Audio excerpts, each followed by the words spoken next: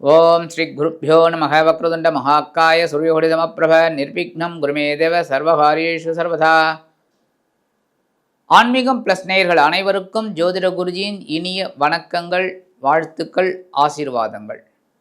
புதற்கண் subscribe பண்ண அனைத்து இனிய நெஞ்சங்களுக்கும் எங்களது வாழ்த்துக்கள். சப்ஸ்கிரைப் பண்ணலையா பண்ணிக்கங்க. அப்போ தான் நாங்கள் போடுற பதிவுகள் உங்களுக்கு உடனுக்குடனே கிடைக்கும். பார்த்துட்டு நீங்கள் லைக் பண்ணுங்கள், கமெண்ட் பண்ணுங்கள், ஷேர் பண்ணுங்கள். அதேமாரி ஜாதகம் பார்க்கணும் விரிவாக அப்படின்னா கீழே கொடுத்துருக்காங்க நம்பர், அதில் காண்டாக்ட் பண்ணுங்கள். இப்போ இந்த அருமையான காணொலியில் நம்ம பார்க்க போகிறது என்ன அப்படின்னா சதுர் கிரக யோகம். என்ன சுவாமி குழப்புறீங்களே அப்படின்னு கேட்குறீங்களா? கரெக்டு. சதுர் அப்படின்னாலே 4ன்னு அர்த்தம். இந்த 4 கிரகங்கள் ஒரு இடத்துல இருந்ததுன்னா ஒவ்வொரு ராசிக்கும் மாறுதில்ல, அப்போ என்னென்ன பலன்கள் கிடைக்க போகிறது? இதெல்லாம் அபூர்வமான ஒரு நிகழ்வு. அப்பப்போ நடக்கும்னு சொல்லவே முடியாது. ஏன்னா சூரியனை ஒட்டி இந்த புதன் சுக்கிரன் வருவாங்க, அப்புறம் செவ்வாய் கொஞ்சம் தள்ளி வருவார், எல்லாமே உண்டு. ஆனால் சில நேரங்களில் பார்த்திங்கன்னா ஒரு 4-5 கிரகம் அப்படியே சேர்ந்துடும் ஒரே கட்டத்தில். அப்போ அந்த கட்டத்தில் 5 கிரகம் 4 கிரகம் உட்காந்துக்கிட்டு இருந்ததுன்னா அதில் 2 சுப கிரகங்களாக இருக்கலாம், 2 அசுப கிரகங்களாக இருக்கலாம். அப்போ பாவத்துவம் மாறும். என்ன ஏது அப்படின்னு தெரியாது. ஏன்னா ஒவ்வொரு கிரகத்துக்கும் ஒவ்வொரு ஆதிபத்தியம் உண்டு.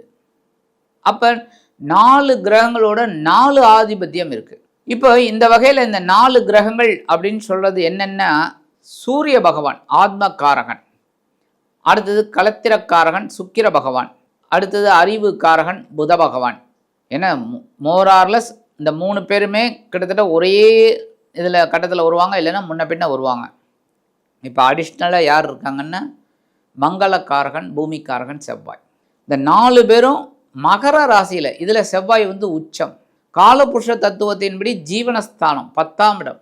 இந்த 4 கிரகங்களும் கிரக யுத்தம் பண்ணிருக்கு. அபூர்வமான 4 கிரகங்களின் சேர்க்கை 15/1/2026 முதல் 28/1/2026 வரைக்கும் 14 நாட்கள் இருக்க போகிறது. இதில் பார்த்தீங்கன்னா சுக்கிரன் புதன் சுபகிரகம், செவ்வாய் சூரியன் அரை சுபர். ஆக இந்த 4 கிரகங்களும் மகர ராசியில் இருக்கிறதுனால இந்த உலகத்தில் சில பேரழிவு வரத்துக்கு வாய்ப்பு இருக்குது. அதேமாதிரி தொழில் ரீதியாக முடக்கம் வரத்துக்கு வாய்ப்பு இருக்குது. போராட்டங்கள் இதெல்லாம் அதிகமாக இருக்கும்.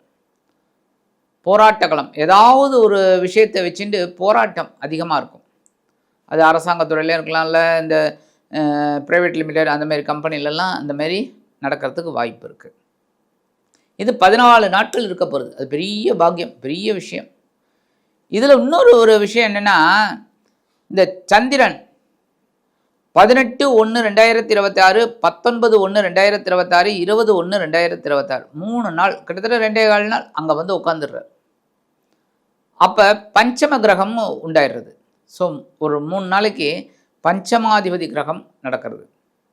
அப்போ இந்த 14 நாட்கள் என்னென்ன மாதிரி பலன்களை ஒவ்வொரு ராசிக்கும் கொடுக்க போகிறது அப்படிங்கிறத பற்றி நம்ம இப்போ தெளிவாக பார்க்க போகிறோம்.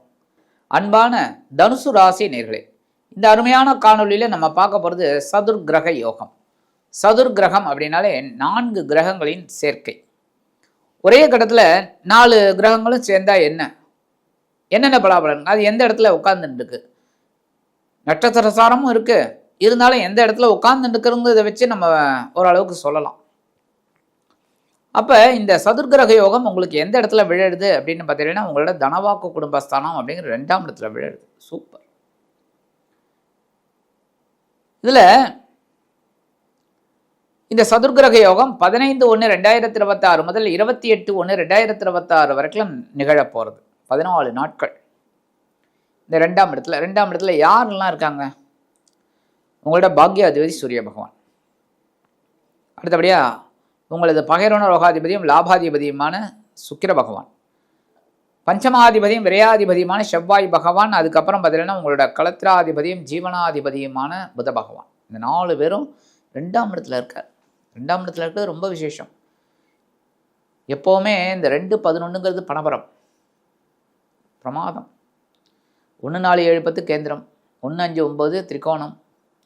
இப்படி ஒவ்வொன்றுக்கும் ஒவ்வொரு இது இருக்கும். 3 6 8 12 மறைவு. இதில் 3 வந்து அரைமறைவு, 6 8 12 மறைவு ஸ்தானம்.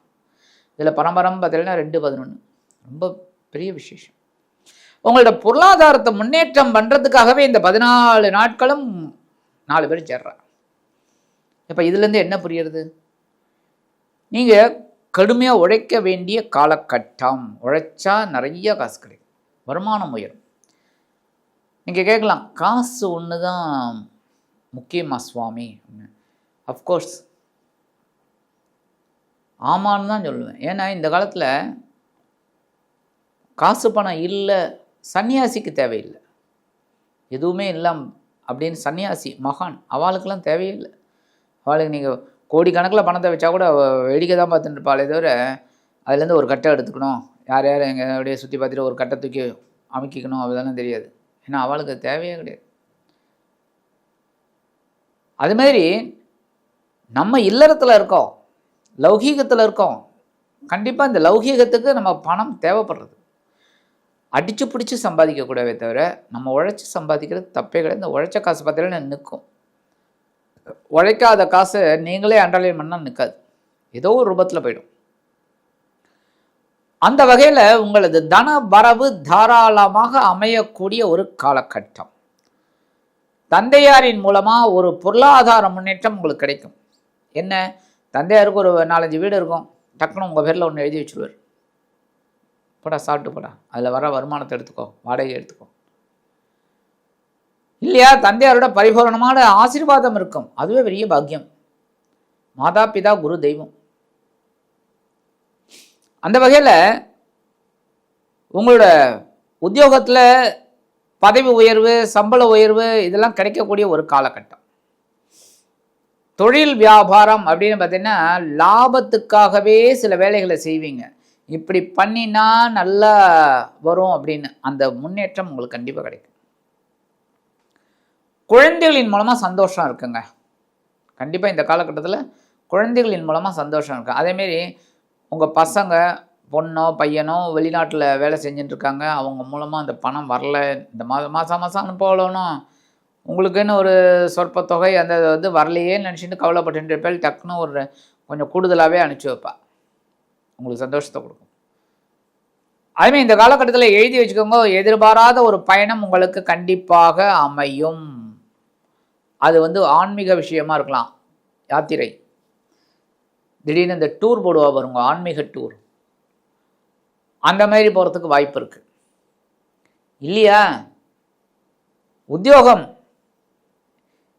இடமாற்றம், கண்டிப்பாக அது பயணம். இங்கேருந்து உங்களுக்கு வேற எங்கேயாவது ட்ரான்ஸ்ஃபர் ஆகும், அந்த மாதிரிலாம் நல்ல ஒரு இடமாற்றம் கிடைக்கும். சொத்து சேர்க்கை அமைய வேண்டிய ஒரு காலகட்டம். கண்டிப்பாக சொத்து சுகம் கிடைக்கும். நீங்கள் எதிர்பார்த்தீங்கன்னா, அதாவது வீடு மனை வாகனம் இதெல்லாம் வாங்கணும்னு நினச்சிங்கன்னா, இப்போ நகை கூட நம்ம வாங்கணும்னு நினச்சா தான் போவோமே தவிர சும்மாவது போய் ஜுவல்லரி ஷாப்பில் போய் போயிட்டு வருவோமா, எவனுமே போக மாட்டான். சும்மா போய் பார்த்து வருவாங்களா, மாட்டாங்க. நமக்கே ஒரு மாதிரி இருக்கும் சும்மா போயிட்டு வர்றதுக்கு. மால் தான் வேடிக்கை பார்க்குறதுக்கு போகலாம், மற்றபடி ஒரு ஜுவல்லரி ஷாப்போ ஒரு ஹோட்டலுக்கோ போயிட்டு நம்ம சும்மா வேடிக்கை பார்த்துட்டு போகிறேன்டா அப்படின்னு சொன்னால் சரிம்மாண்ணா, முதல்ல கழுத்தில் கையை வச்சு தள்ளுவோம், கல்த்தா கொடுப்போம். கரெக்டாக? அப்போ இந்த மாதிரி நீங்கள் வாங்கணும்னு நினச்சி ஒரு திட்டம் போட்டிருந்தீங்கன்னா அந்த திட்டம் உங்களுக்கு சக்ஸஸாக முடியும். அடுத்தபடியாக நண்பர்கள் ரொம்ப ஆதரவாக இருப்பாங்க உங்களுக்கு. அதுவும் இந்த காலத்தில் உங்களுக்கு நண்பர்கள் அமையிறது தான் பெரிய விஷயம். நல்ல நண்பர்கள் அமையிறது ரொம்ப ரொம்ப விசேஷம். அந்தமாரி உங்களோட நல்ல நண்பர்களோட நட்பு வட்டாரம் பெருசாக இருக்கும். ஒவ்வொரு விஷயத்துலையும் ஒரு தெளிவான ஒரு முடிவை நீங்கள் இந்த காலகட்டத்தில் எடுப்பீர்கள். எல்லாமே வந்து உங்களுக்கு தனம் சம்மந்தப்பட்டது, உங்களோட வாக்கு சம்மந்தப்பட்டது, உங்கள் குடும்பம் சம்மந்தப்பட்டதாக தான் இருக்கும். எல்லாமே நீங்கள் எடுக்கக்கூடிய ஒவ்வொரு முயற்சி ஆகட்டும், ஒவ்வொரு விஷயமாகட்டும், இந்த 3 சுற்றி தான் வரும். அதேமாதிரி இந்த ஐடி துறையில் இருக்கிற குழந்தைகள்லாம் சாதனை படைப்பா, நல்லா வேலை செஞ்சு அதுக்கு உண்டான ஒரு இன்சென்டிவ் போனஸ் அது இது எல்லாத்தையும் வாங்குவாங்க. அவ்வளோ பெரிய சூப்பரான ஒரு நேரம், நல்ல ஒரு காலம். நேரம் நல்ல நேரம் அப்படின்னு சொல்லுவாங்க பாருங்க, அதுதான். இந்த 14 நாட்களும் உங்களுக்கு ஒரு நல்ல நேரம் தான். அதெல்லாம் வந்து நீங்கள் யூஸ் பண்ணிக்கணும். புரியுதா? சரி, இதில் இந்த விஷயத்தில் 18/1/2026, 19/1/2026, 20/1/2026 3 நாட்களில் உங்களோட அஷ்டமாதிபதி சந்திர பகவான் அங்கே வந்துடுறார். 8ஆம் வீட்டு அதிபதி 2ஆம் இடத்துக்கு வந்து உங்களுக்கு பெரிய மாற்றத்தை கொடுக்க போகிறார். பொருளாதார முன்னேற்றத்தை கொடுக்க போகிறார். எப்போவோ விட்டு போன காரியங்கள்லாம் கைகூட போகிறது. சுபகாரிய பேச்சுக்கள் நிறைவேற போகிறது. எல்லாமே ஒரு நன்மைகள். உத்தியோகத்திலையும் சரி, தொழில் வியாபாரத்திலையும் சரி, குடும்பத்திலையும் சரி, எல்லாம் ஒரு சுபிக்ஷமான போக்கு. சரி, பரிகாரம் அப்படின்னு பார்த்தீங்கன்னா சிம்பிள். நேர குரு மகான்களின் தரிசனம், நேர ஷிரடி பாபா அல்லே இந்த இது மகாபெரியவா சன்னிதானம், ராகவேந்திர சுவாமி, ரமண மகரிஷி, வேதாத்ரி மகரிஷி, அரவிந்தர், எவ்வளவோ